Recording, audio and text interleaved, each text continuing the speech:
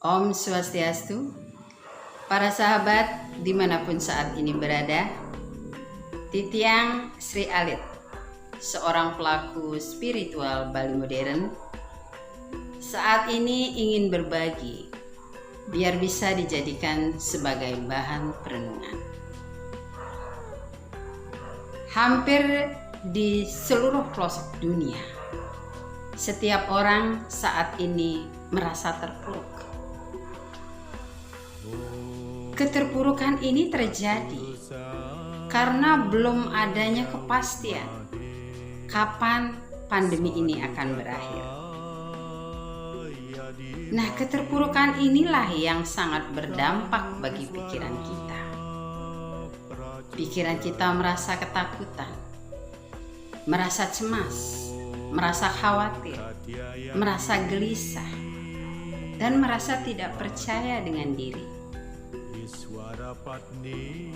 Karena emosi-emosi seperti ini akhirnya sangat berdampak bagi kesehatan kita. Tubuh kita pun menjadi lemah, menjadi gelisah, menjadi kurang bersemangat. Nah, dalam kondisi tubuh yang seperti itu, kita akhirnya tidak bisa berpikir. Pikiran kita pun jadi mentok. Nah, apa yang harus kita lakukan dalam krisis seperti ini? Kalau kita dengar cerita dari para leluhur-leluhur kita terdahulu, atau kita baca dalam sastra, bahwa kejadian seperti ini sebenarnya sudah beribu-ribu kali hadir di alam semesta ini. Semenjak alam semesta ini diciptakan Tuhan. Tuhan Maha Sempurna. Beliau menciptakan alam semesta ini dengan kesempurnaan beliau. Apapun yang beliau lakukan, apapun yang terjadi di alam semesta ini, itu bertujuan untuk menyempurnakan ciptaan beliau. Nah, apa itu sempurna? Sempurna itu adalah di saat dua gabungan yang berbeda ini seimbang. Yang berbeda kita sebut dengan ruwe binede. Nah, di saat dua gabungan yang berbeda ini mempunyai porsi yang sama dan seimbang, itulah yang dinamakan kesempurnaan. Ada kebaikan, ada keburukan. Ada siang, ada malam. Ada positif, ada negatif. Nah, di saat kedua unsur ini mempunyai porsi yang sama, inilah yang dinamakan kesempurnaan. Nah, di sini Tiang mau memberikan bahan perenungan, karena saat ini kita hanya akan terdiam di rumah. Kita tidak bisa lagi bekerja seperti tahun-tahun sebelumnya. Nah, kesempatan diam di rumah inilah kita gunakan untuk merenung apa yang harus kita lakukan dalam krisis seperti ini. Tiang percaya ini adalah masa transisi atau masa peralihan dari zaman Kali Yuga menuju zaman Satya Yuga atau zaman keemasan. Kenapa Tiang sebut ini zaman peralihan?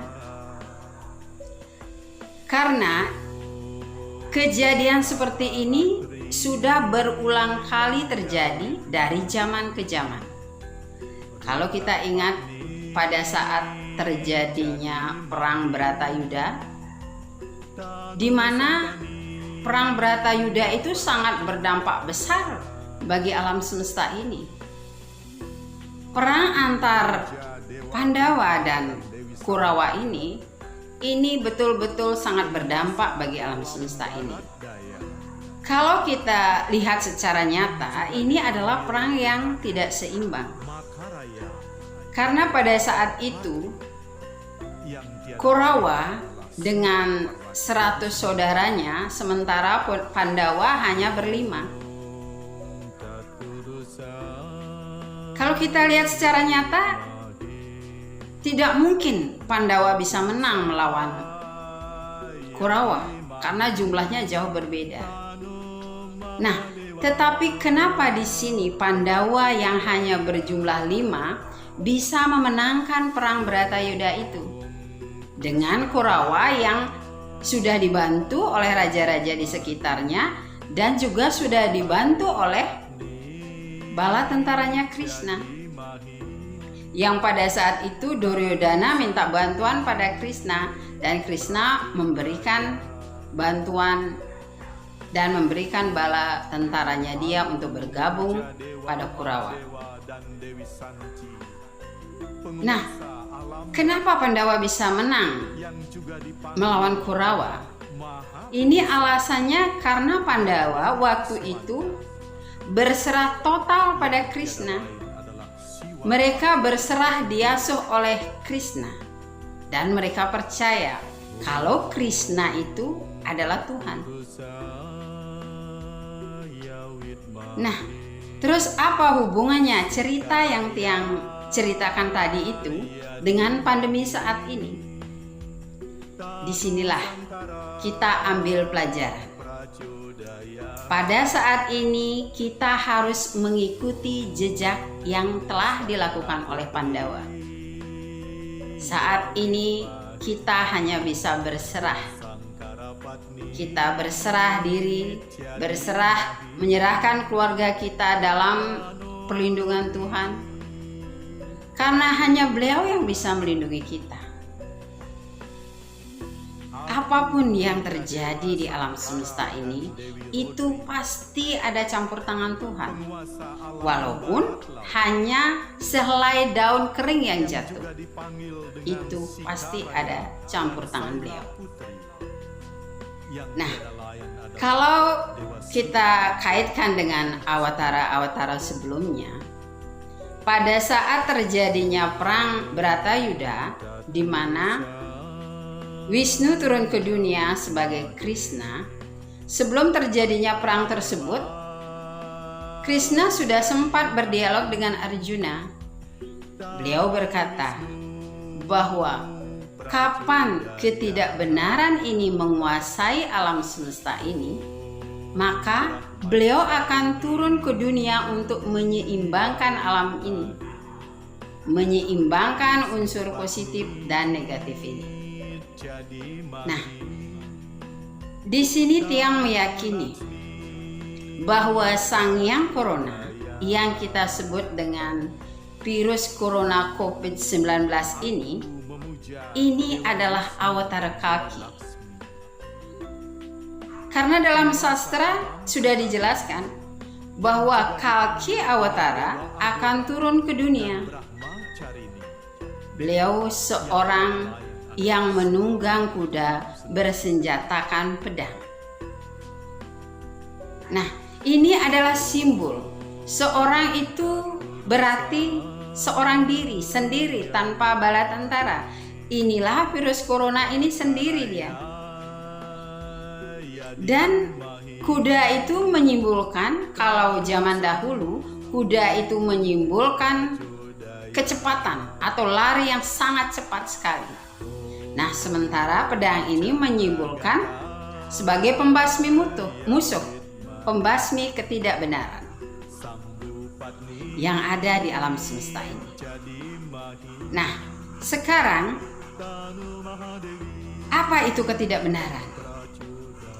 Kalau pada saat perang Bratayuda, ketidakbenaran itu berada pada pihak Kurawa. Nah, sementara kebenaran ada di pihak Pandawa. Tetapi pada zaman sekarang, ketidakbenaran itu ada pada pikiran manusia. Dan kebenaran itu ada pada hati nurani manusia. Kalau kita perhatikan beberapa tahun belakangan ini, manusia mempunyai ego yang sangat tinggi. Pada akhir-akhir ini, manusia ingin menciptakan manusia dengan sistem kloning.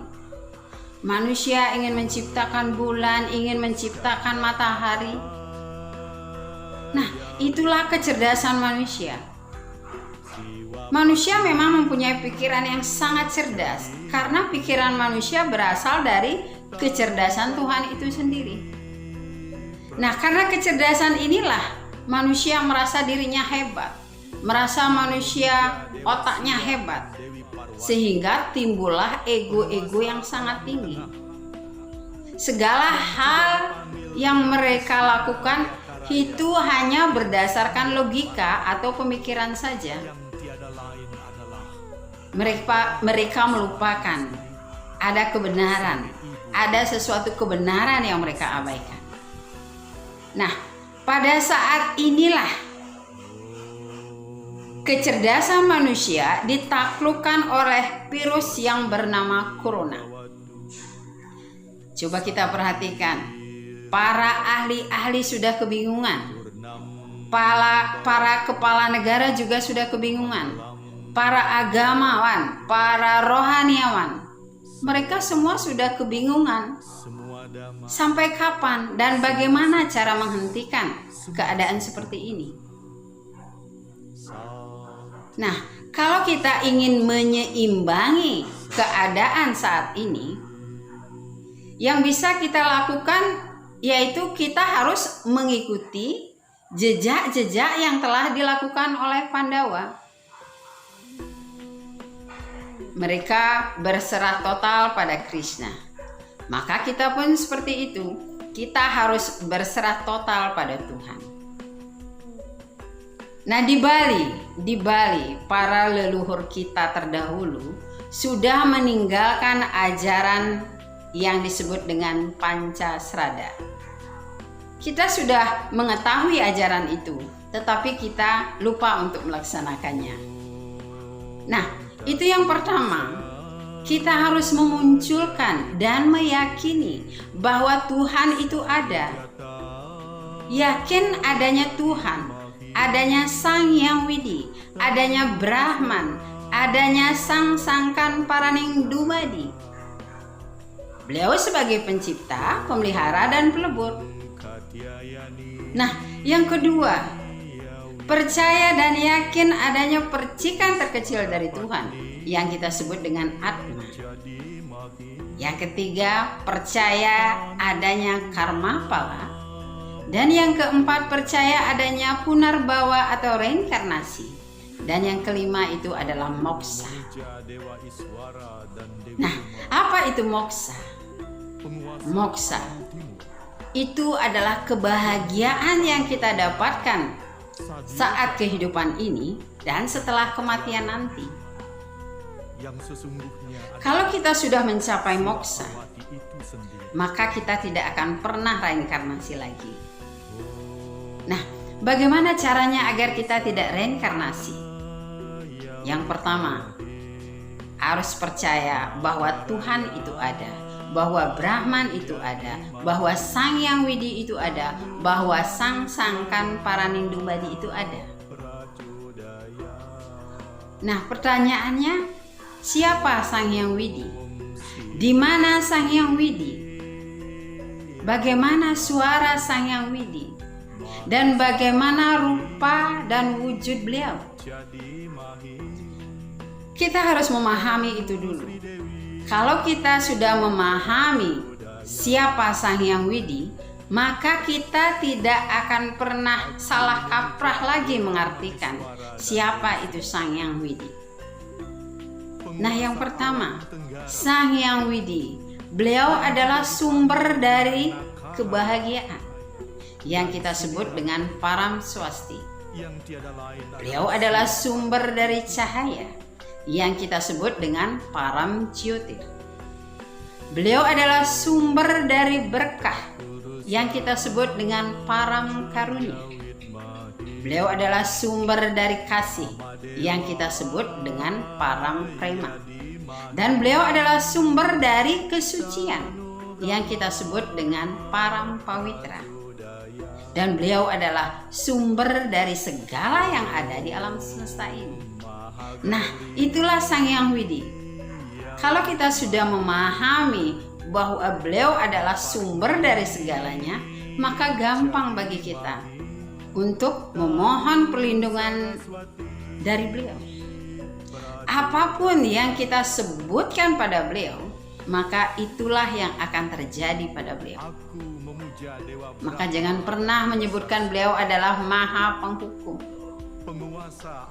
Kalau kita menyebutkan beliau Maha Penghukum, maka kita akan terus mendapatkan hukuman. Karena beliau bukan Maha Penghukum, beliau adalah Maha Cinta Kasih, Maha Penyayang, Maha Pelindung. Itulah beliau. Nah, sekarang di mana beliau? Kalau kita menyebutkan Tuhan itu ada di atas, maka biarkanlah yang di atas menentukan. Tapi sebenarnya beliau ada di mana-mana. Di mana-mana ada beliau. Beliau ada pada leluhur-leluhur kita. Beliau ada pada kakek nenek kita. Beliau ada pada orang tua kita. Beliau ada pada anak-anak kita. Beliau ada pada saudara-saudara kita. Beliau ada pada teman-teman kita. Beliau ada pada guru-guru yang memberikan kita ilmu, dan beliau ada pada semua yang ada di alam semesta ini. Nah, beliau ada di mana-mana. Kalau dulu tetua kita bilang bahwa orang tua kita itu adalah Betara Sekala,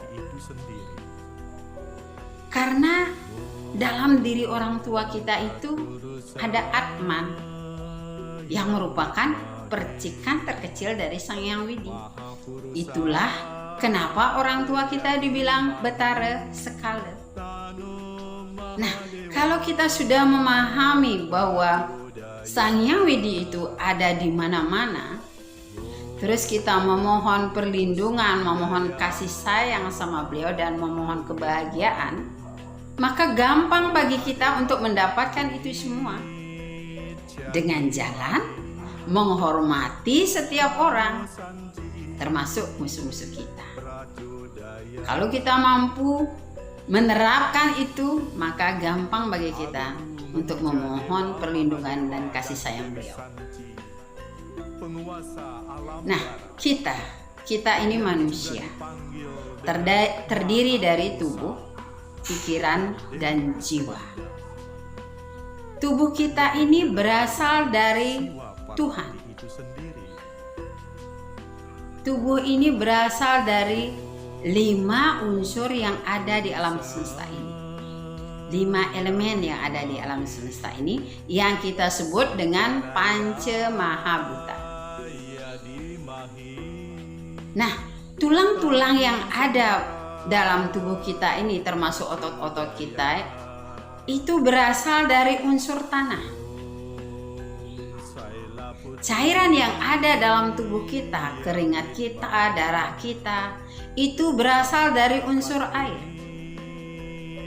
Nah, suhu tubuh kita ini berasal dari unsur api. Nafas kita berasal dari unsur udara. Dan ada kekosongan di setiap sel yang ada dalam tubuh kita. Nah, itulah diri kita, itulah tubuh kita, berasal dari 5 unsur yang ada di alam semesta ini. Sementara pikiran kita berasal dari kecerdasan Tuhan itu sendiri. Dan jiwa kita berasal dari Tuhan, yaitu Atman. Nah, kalau kita sudah memahami bahwa diri kita berasal dari Tuhan, maka gampang bagi kita untuk menselaraskan buana kecil kita dengan buana agung yang ada di alam semesta. Di saat kita sudah mampu berselaras, maka kita pun akan mendapatkan perlindungan dari beliau. Bukan saja perlindungan, kita juga mendapatkan kebahagiaan.